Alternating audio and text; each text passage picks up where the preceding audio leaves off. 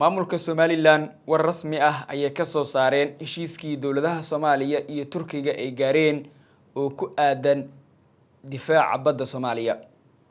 Wasiirka Wasaaradda Arrimaha Dibadda ee maamulka Somaliland oo la hadlay warbaahinta si kulul ayuu kaga hadlay heshiiskaas wuxuuna fariin u diray dawladda Turkiga. Wuxuu sheegay wasiirka Arrimaha Dibadda ee maamulka Somaliland in biyaha deegaanada Somaliland amba badda deegaanada Somaliland aysan tigi karin ciidamo ka socda dalka Turkiga amba markab laga leeyahay dalka Turkiga.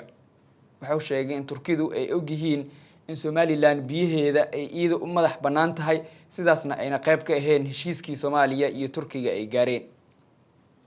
Fariin toos ah ayuu sheegay in maamulka Somaliland ay u dirayaan mas'uuliyiinta dalka Turkiga haddii caqabad ay ka dhalatana cawaaqib xumadaasna ay qaadan doonto dawladda Turkiga sidii hadalkii uu BBC-da u sheegay uu ku yiri wasiirka Arrimaha Dibadda ee maamulka Somaliland. dhinaca kale waxa wax laga weydiiyay halka uu ku dambeyn doono heshiiskii sharci darrada ahaa oo ay wada galeen Somaliland iyo sidoo kale dawladda Itoobiya. wasiirku si aan cabsi lahayn ayuu u difaacay waa wasiirka Arrimaha Dibadda ee Somaliland in heshiiskaasi uu dhaqan galayo maalmaha soo aadanna labada dhinac ay si degdeg ah u dhaqan gali doonaan. dawladda Itoobiya ayuu sheegay in diyaar ay u tahay in si degdeg ah ay u dhaqan galiso Somaliland dhankeeda uu sheegay in haddii aysan dhaqan gal rabin heshiiskaasi mar hore aysan gali lahayn oo ay waajib tahay in Somaliland ay si degdeg ah ku dhaqan galisay heshiiskaasi. waxaan eegi doonaa warka ka soo kordha arrinta ku aadan sida Somaliland ay kaga hadashay heshiiskii dawladda Soomaaliya ay la gashay dalka Turkiga oo ku aadanaa heshiiska difaaca badda Soomaaliya. dhinaca kale haddii aan eegno xogo iyo macluumaad dheeraad ah oo aan helnay waxay warinayaan in dawladda Soomaaliya ay baaris ku bilowday dilkii magaalada Muqdisho loogu geystay Allaha u naxariistay taliye Sayid Cali oo ahaa taliyihii hore ee qaybta 26aad ee guutada ilaala qaran.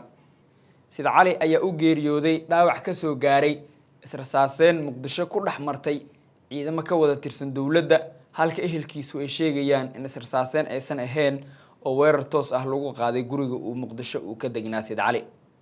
hadda waxay tilmaamayaan in dawladda Soomaaliya maalmihii la soo dhaafay ay qaaday tilaabooyin isxigxigay oo ku aadan soo qabashada askartii howlgalkaasi qayb ka ahayd sida ay warinayaan xogaha aan helnay.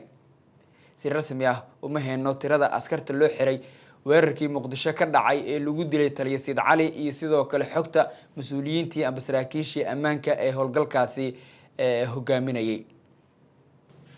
Sayid Cali markii Muqdisho uu geeriyooday dhaawac ka soo gaaray israsaaseyntii qaybo ka mid ah Muqdisho ku dhaxmartay ciidamada ka wada tirsan dawladda magaalada waxaa gilgilay barnaamijyo ka soo bilowday isgooska Sanca soona gaaray ilaa taalada daljirka Dahsoon ee Muqdisho.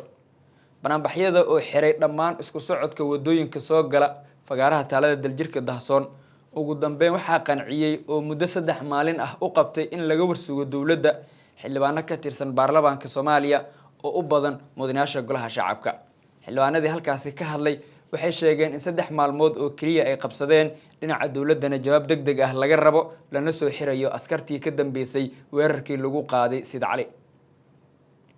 waxaan eegi doonaa wixii ka soo kordha baarista ay dawladda Soomaaliya kiiskaasi ku bilowday iyo sidoo kale waqtigii dawladda ay qabsatay oo gabaabsi ah oo wax ka yar 24 saac uu ka dhiman yahay.